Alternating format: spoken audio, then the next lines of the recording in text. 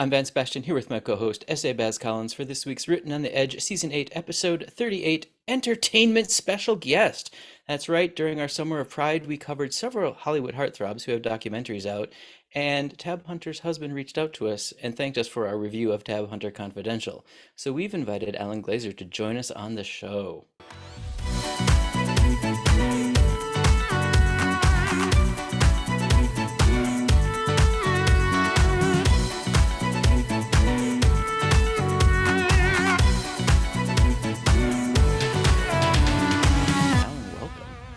Thank you for having me.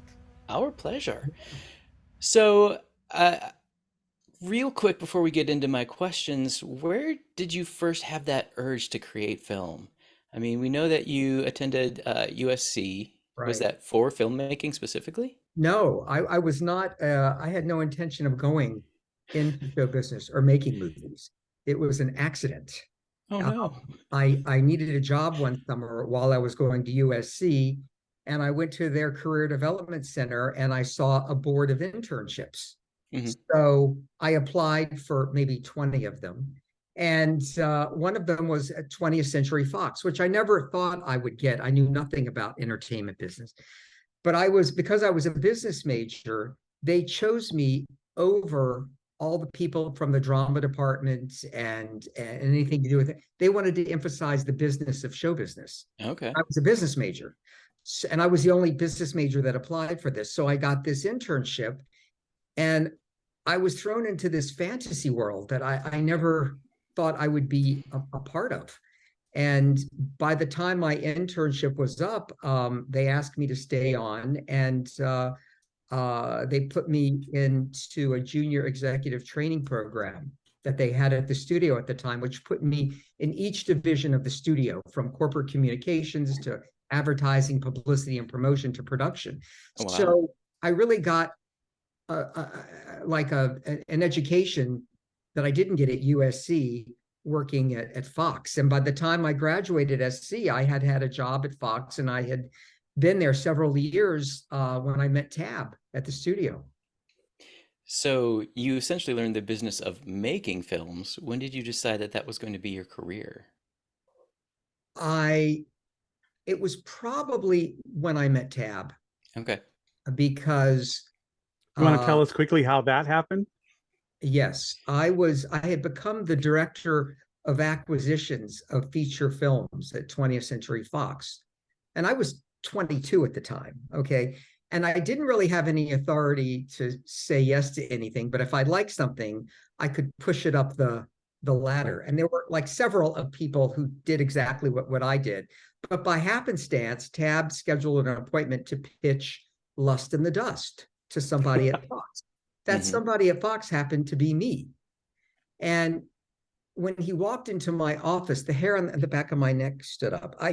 It was like some kind of instant chemistry before I ever got to know him that was there. And he pitched the project, and he had just come off doing Polyester, which was a hit, and he had just done Grease 2. So Tab had not faded away like a lot of his cohorts had. Tab had kept going and kept his name in the public. And at that time, Fox had started like a low budget division to do more cultish kind of films. And I thought, oh my gosh, this would be perfect. Right. So, and I love the concept, and I had loved Polyester, and I tried to get it going at the studio. And it was during that period my relationship with Tab formed and grew, and I never knew it would end up becoming what it did, but that's how I met him, and that's how the role of producing came on my radar. I never thought about producing before, but when ultimately Fox passed on the film, and now I was really intrigued and determined to get this movie going, which meant if I was going to do that, I had to become a producer and make it happen. And that's what I did. So that's how that happened. Did you guys start your production company at that time, or did that come later? No, we started it at that time. And if you see the beginning of Lust in the Dust, you'll see our production logo called Fox Run Productions. Mm-hmm. It's because I ran from Fox that we called it that. And I love that. yeah, and it happened, you know, my job was kind of overlapping at Fox when I was trying to produce this, and you know, it was like a conflict of interest for me to do that. So I left the studio ultimately to try to get this film produced. Now, I knew nothing about producing, so I had no idea what it encompassed and how hard it was to get a movie going. I knew none of that, which is the best thing that happened for me, because I was so naive thinking I can get this going, that within 3 months I did. So Probably it's because of the fearlessness that you didn't right. know you should be fearful of, you know? Exactly, which I learned to acquire later in life, but not then. No, I didn't have it then. So was Dark Horse then the second film you guys did? Yeah, Dark Horse was the second film that got made, but between Lust in the Dust and Dark Horse, we had about 4 development deals all over town at different studios developing projects. And it really is like winning the lottery to get one movie going. To get 2 movies going, you know, is even more difficult. Again, I learned this the hard way, but after Lust in the Dust came out, I got a deal back at Fox as a producer, doing a film called Sorority Sluts, written by Patricia Resnick, who had written 9 to 5. Okay, Right. yeah. For them, and that was a big hit, and she was going to direct, and then they changed the title to Sorority Confidential. And so I had left Fox kind of in that position where you know, I was director of acquisitions, and then by the time I came back to Fox, I was a full-fledged producer, because Lust, you know, was a hit, and there was a big billboard for it on Sunset Boulevard, and I actually remember that Yeah. billboard. It was right above the Chateau Marmont, actually. And so I landed this production deal back at Fox for our production company, where we had a 2-picture deal, one of which was Sorority Confidential. But again, that film didn't happen. So by the time I got the next film going, which was Dark Horse, gosh, it was like 5 years after Lust in the Dust came out. All right.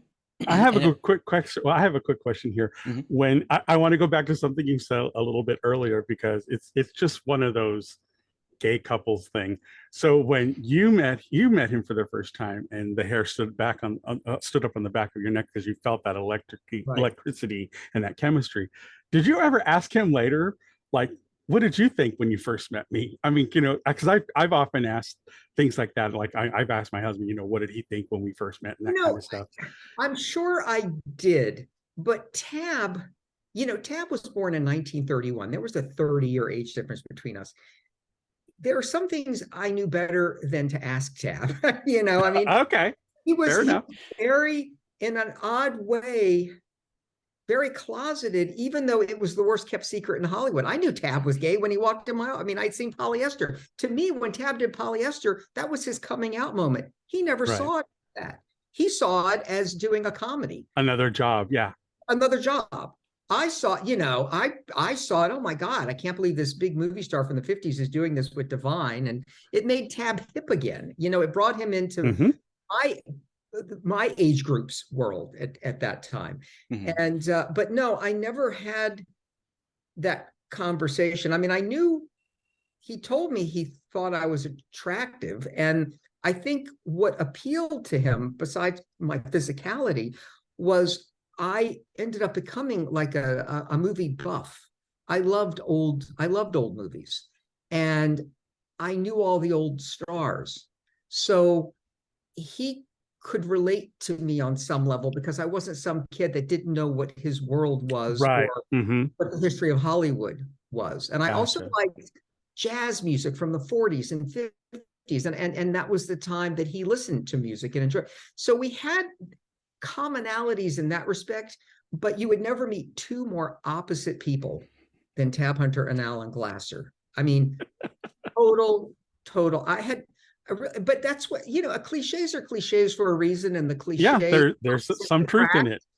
Yeah, is really true, because Tab was an athlete, I was not. Tab was Catholic, I was Jewish. Tab, really, by the time I met him, was so over show business he didn't even want to be a part of it. And I was excited, and I couldn't wait to really dive into it to see where it would take me as a career. We were on two separate paths, but it worked. It works. Mm-hmm. It worked. So that leads into my next question. Then, after you got to know him and had built a relationship with him and knew his life story, when did you convince him to write the memoir? That took years of It convincing. sounds like it, based just on what I saw in the documentary. Tab was one of those rare birds. He didn't have any ego. He didn't talk about his past. He didn't really enjoy talking about his movie career. And again, you know, he always looked to the future. His past, he always called his career his past life. And I say this in the documentary because that would drive me crazy, because I'm glad he didn't rest on his laurels, but his celebrityness helped me raise the financing to get pictures done. And the people that had the money were Tab's age, not my age. So in order to raise this money, Tab had to go to dinners he didn't want to go to talk about the career that he had that he didn't want to talk about everything but he was a good sport about it, I have to say, because he got a producer credit too. And he knew, you know, this was the game that you had to play in order to help me raise the financing to get the projects we wanted done. So finally, I heard that somebody was going to be writing an unauthorized biography on Tab. And this was probably in 1999 or 2000.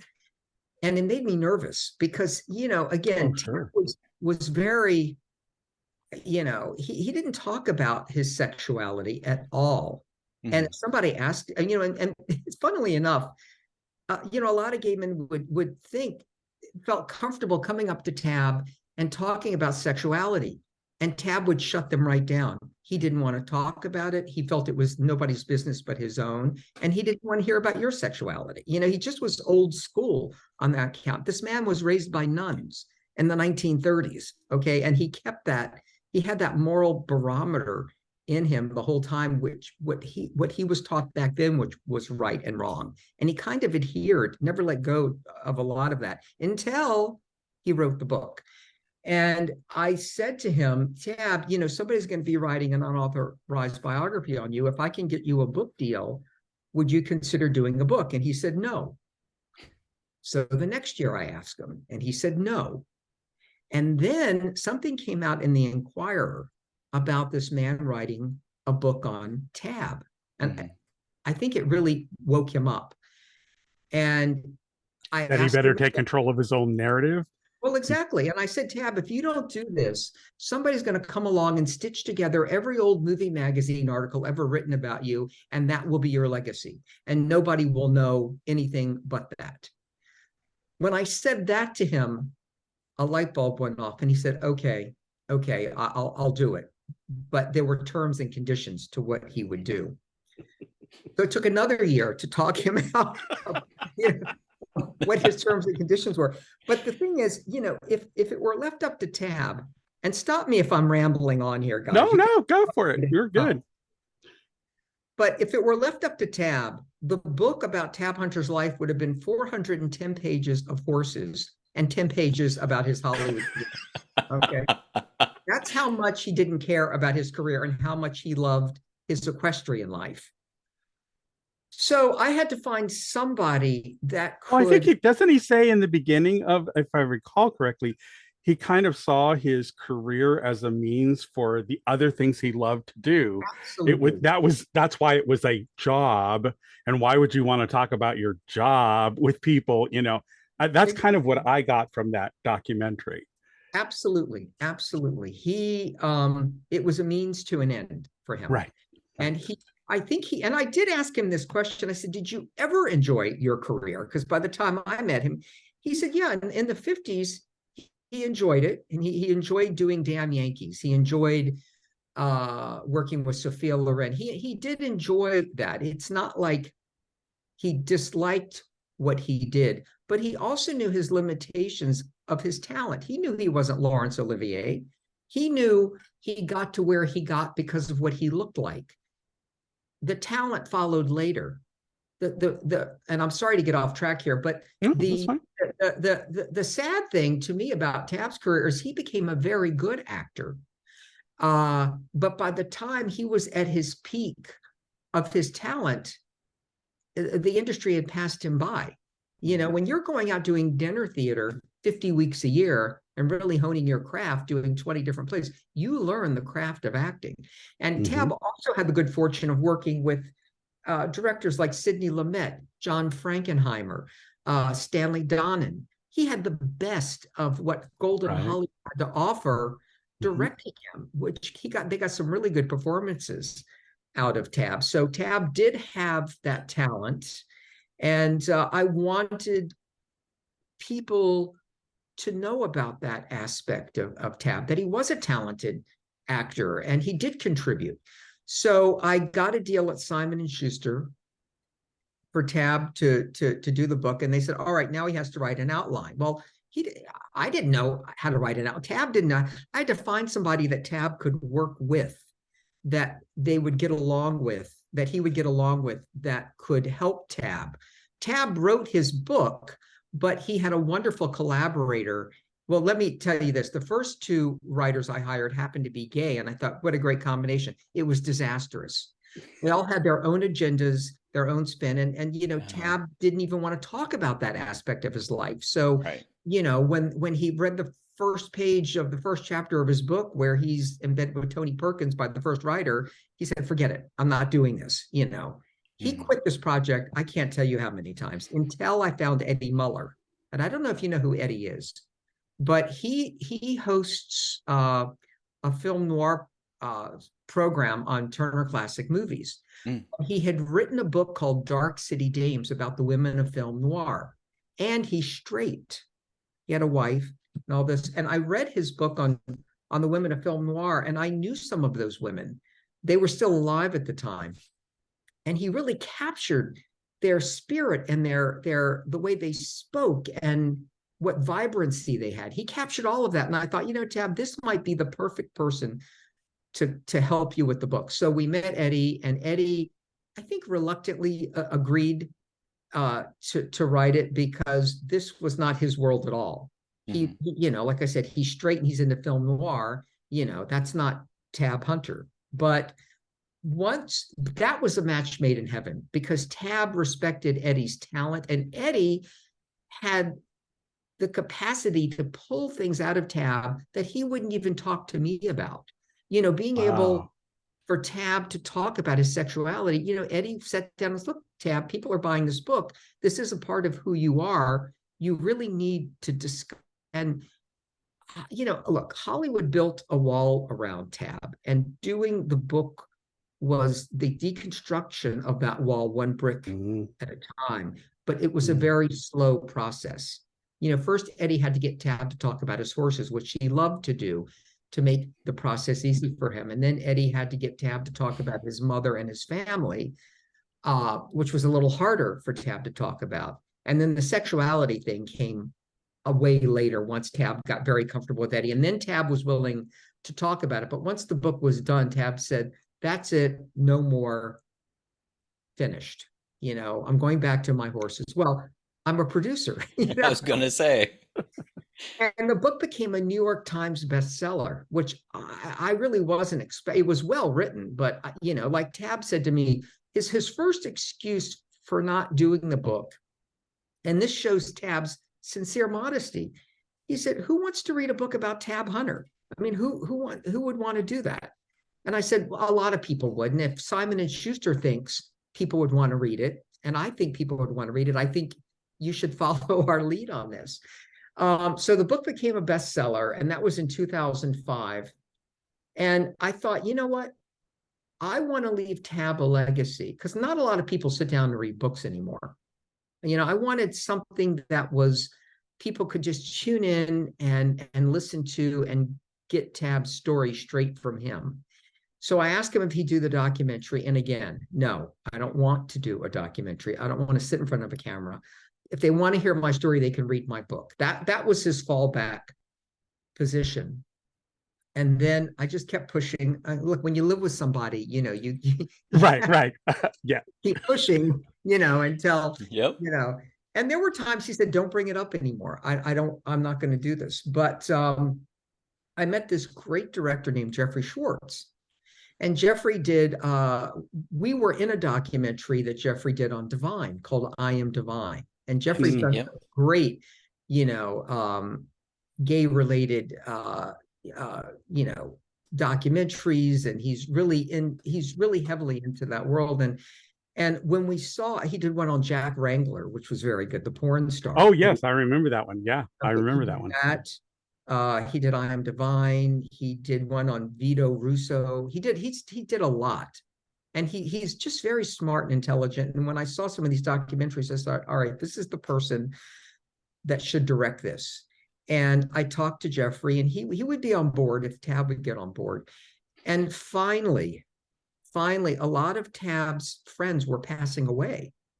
And he didn't care if he was forgotten about, but I was afraid Tab would be forgotten about if I didn't do something like this. So finally, it took 4 years for me to talk Tab into doing it. And it took 4 years to film the documentary. Wow. Because nobody just handed me a check and said, go do this. And nobody wanted to finance it. Nobody. Even though it was based on a New York Times bestseller and Tab was willing to talk it. So I had to go out and find investors, and I found them little bits, like I would raise $30,000 and that would get us 2 interviews. And then I'd raise $50,000 and that would get us 4 interviews, and it took years to cobble all of this together. But the great thing about that is the more Tab talked on camera about his past life, the more comfortable he became talking about it. And now, if he had not done the book, he never would have done the documentary. But Right. he finally became desensitized to the topic of sexuality when he had to go promote the book. And everybody from Larry King to Diane Sawyer, that's all they wanted That's to all talk they about. wanted. That's all they wanted to talk about. And at first, Tab really put up a wall, and it was very uncomfortable because these people couldn't understand. Well, you're a gay man who wrote a book about being a gay man. Why don't you want to talk about being a gay man? But it was very difficult for him to do. But finally, slowly, that wall came down, and it wouldn't be dinner conversation for him, but he then knew how to Navigate talk that. in an interview and give the Mhm. people what they wanted to hear on his terms, which was satisfactorily enough for them.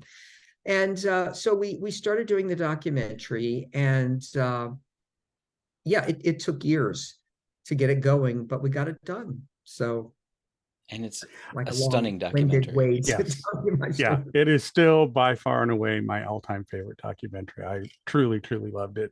And for me, I mean, as I relayed in our review, I first came to Tab as a young queer boy.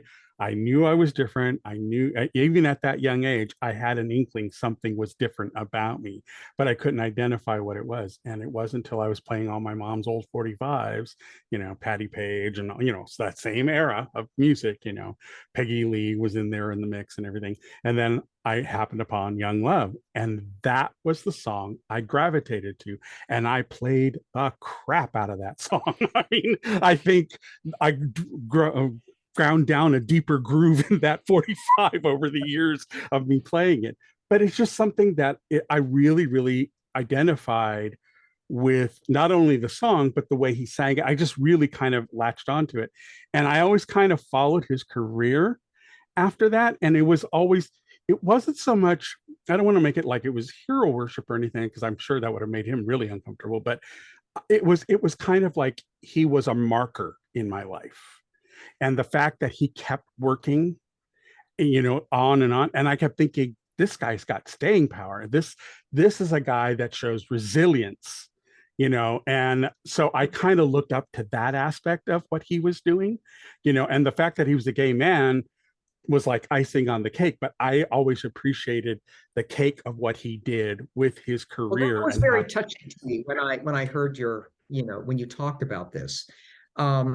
Well, first of all, I'm flattered that something that I produced you liked well enough that became something that you really cherished. And you know, my love for Tab, I mean, we were together almost 36 years. At that time, that was 75% of my life that I was with him. And I loved every minute of it. I wish he lived to 150. We were just the perfect, it was like two swans that mated for life. And listen, to be a gay man in Hollywood, we were monogamous for all of that time. That is a very rare thing, even if you're not. I've been with my husband for 30 years. Yeah, it is. We are very important to both of us. I feel you. I met Tab, he was 52. He had sown all of his wild seeds. And funnily enough, Tab was the first person I was ever with. He was the first person. I had graduated USC, where I didn't come out as gay. I was in a fraternity house, and you know, I wasn't unhappy. I just didn't. I wasn't that comfortable. It wasn't a focus. Yeah, yeah. And I met him just months after I graduated, and then I didn't have those restrictions on me about what I could and couldn't do, because people would perceive me in a different. And then I ended up in an industry which was gay friendly, which was a nice thing too. And at a time when it had started to become more gay friendly, because in Tab's time, it probably was still very, very difficult. It was very difficult. You know, the thing, like Tab says in the documentary, everybody knew he was gay probably back then, but as long as he was willing to honor the persona that Warner Brothers had created for him, and he didn't go around doing anything to disturb that persona, he could have a very healthy career there. You know, if he became some kind of an activist, or he got caught doing something bad that Warner Brothers couldn't, you know, then he would have not, his career would have been over. I mean, well, didn't they throw him under the bus in LA Confidential at one point? Oh, in the Confidential magazine. Well, yeah, Hollywood, you know, Warner Brothers didn't do that. Henry Wilson, his manager, did that to protect Rock Hudson. There was, Tab had just left Henry Wilson, and Henry had represented Tab for 5 years, but Henry was a smarmy character. He was kind of the car salesman of gays. Yeah. And Tab was never comfortable with that. And when Dick Clayton, who was an actor that discovered Tab, became an agent over at, I think it was called Famous Artists at the time, Tab went with Dick Clayton to be his agent. And Henry was so mad that Tab would leave him, because Tab had just come out in Battle Cry. That made Tab a big star. Right. Henry saw a big meal ticket with Rock and Tab. Tab left. Henry was furious, and Henry found out that Confidential magazine was going to be doing an expose on Rock. They found some, I guess, pictures, uncompromising pictures of Rock with some other guy that they were going to publish, or as much as they probably have big black lines over it. Right. Picture, but for 1955. And he knew about Tab's arrest 5 years prior at this quote unquote pajama party that Tab ended up going to, and he got arrested at. Nothing sexual happened. He said he walked in, he saw a bunch of guys dancing with a bunch of guys and a bunch of girls dancing with a bunch of girls, and thought, oh my God, it's this kind of a party, which he honestly didn't know. Went to the refrigerator as a starving actor to get some food out of it. And that's as far as he got when the raid happened. And he was booked and thrown into jail. Well, you know, Henry dug up that story and gave it to Confidential to keep Rock out of Confidential. So that's how that happened. Did he that must have been like a thorn in his side, that was something that he fell into by happenstance, and then got caught up in it, and then got thrown under the bus for it. And he's like, you know, why? Yeah. You know, let me just say, it's 2 words. That's Hollywood. You know, I mean, there's always going to be something in somebody's life that's going to come back, and somebody's going to find it. You know, they love to build you up, and then they love to destroy you. Oh yeah, in Hollywood. That's just the nature of the business. You know, Tab had the great attitude and the great wherewithal not to let it destroy him. Tab, you know, didn't get into drugs, or didn't become an alcoholic, or didn't do all the familiar traps that happen when your career passes you by. And when Tab's career passed him by, he was happy to move on to do something else. Tell me how many actors you know would do that. Yeah. I'm the one that dragged really back into it. You know, I mean, yes, I mean, he did approach me to do Lust in the Dust, But by that time, his career had wound down, and this was like the last gasp of it. And he just enjoyed working with Divine and had developed. It's the only project he ever developed himself, so he had more into it than just being an actor there. So, reeling back just a bit to what we were talking about, from your perspective, and you've got a great perspective on this, how can we help Hollywood fight stigma and hushed up prejudice and all of this stuff that affects our lives? Here's the thing. Hollywood has not changed all that much since Tab's day when it comes to out actors landing heterosexual roles in a big feature film. I mean, like I said, so there is no answer other than for gay actors to come out and talk about, I mean, like Neil Patrick Harris or Rupert Everett. I mean, there are people that come out, but Neil Patrick Harris isn't a big movie. He's a very talented man and has done a lot, but he's not a movie star. Mostly TV. Rupert Everett, or I'm talking somebody, like the stature of Tom Cruise or something, to say, guess what? I'm not, I don't know Tom Cruise and I don't know what his true sexuality is, but I'm using that as an example. I'm not sure he does. Because he's such a big star. So, but it still has an effect. I mean, Hollywood, you're a commodity that they need to sell and a product, and they need to get both men and women into that theater to pay for that ticket. And if you're going to come out, you're going to stop half of that group from coming because they don't want to see a gay man portraying, then you're going to ruin your career. I mean, you're going to just keep Tab had to keep his mouth shut, and people to this day have to do it. So it's just about continuing to talk about it and just trying to break through that glass ceiling somehow. All right. Well, we will continue to do our part on this show. Yeah, yes. That's a good thing. The other thing I wanted to share with you about the documentary is when it came out, we didn't show it to Tab until it was ready to be, he didn't see the edits and the cuts and all of that, because I didn't want his input like that. I just wanted him to see his story. And I'll never forget when we were at the premiere of this at South by Southwest in Austin, and he turned to me and he said, "Thank you." I mean, a sincere thank you for doing this, not because of it encapsulating his film career. What he loved about that documentary is that he could talk about his mother and his brother.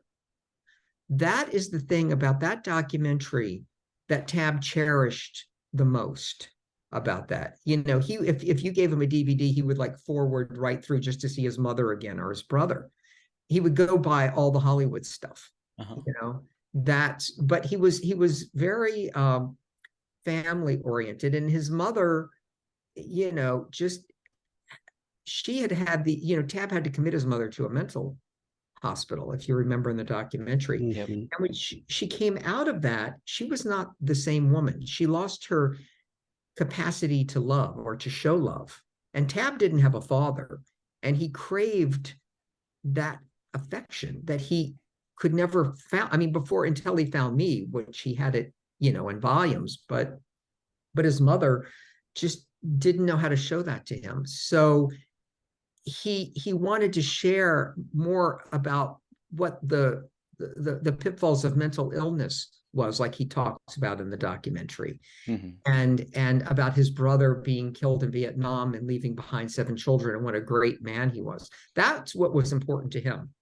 Everything else, it wasn't that Hollywood wasn't important to him. It just wasn't something that was up here on his level of something that he wanted to embrace. Right. Well, it's like he said near the end of the documentary, he had it, but now he has the life he wants. He had the life he wanted. And that, to be honest, that part of the film is my absolute favorite, is seeing you guys in the end and all the stuff that he did in the ranch. I love that, because it was like, oh, he got his happiness. That's what I really wanted by the end of this. Yeah, exactly. And that to me was everything. So and he said something in the documentary which was really true. He said, "I'm happy to be forgotten." And he sincerely meant that. he didn't care if he was remembered or not, and he never would have done the book if I didn't talk him into it, and he never would have done the documentary. But by doing those two things, now that he's not here, people can discover who he was, and Mhm. I still to this, every maybe once a month I'll get an email from somebody who's just seen the document. I thought everybody's seen it by now, but there's still people that have never seen it, and say how much they enjoyed it and what they think about it. And I read the reviews that people post online on Amazon or on places like that, and it's so touching to me. It makes me feel that what I did for my career was worth doing, because I left something behind to share with people that can either help them or they can have an understanding about what gay life was like in Hollywood in the 1950s, straight from the horse's mouth of a star who lived it. I mean, that doesn't exist anywhere else. No, Right, that's right. beautiful storytelling too, Yeah, Thank you. on your part. lovely crafted. Yeah, bravo. Thank you. Thank you. Thank you. So, are you working on anything you want to share with the world? Well, for the past 5 years, I was at Paramount with J.J. Abrams, turning a part of the documentary into a feature film called, it's called All American Boy now, about Tab, but it's really about the relationship Tab had with Tony Perkins in the 1950s. Okay.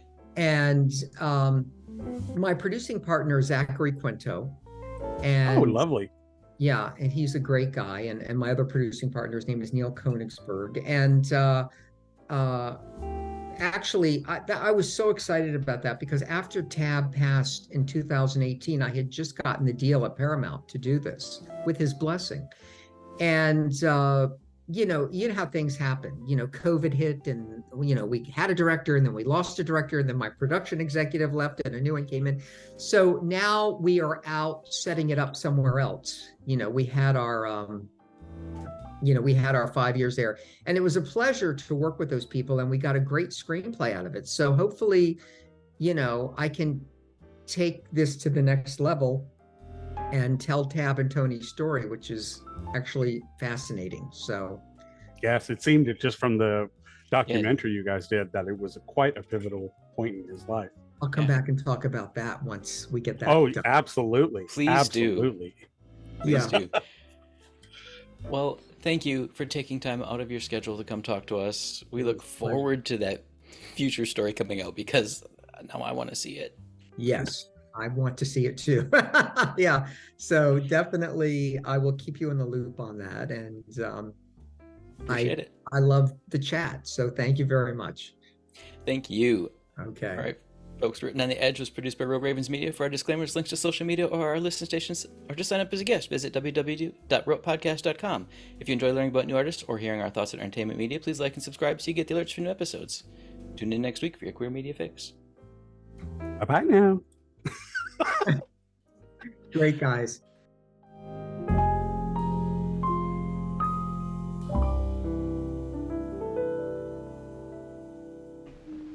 Oh, what's that? Closing time. The bums rush in melody, dear.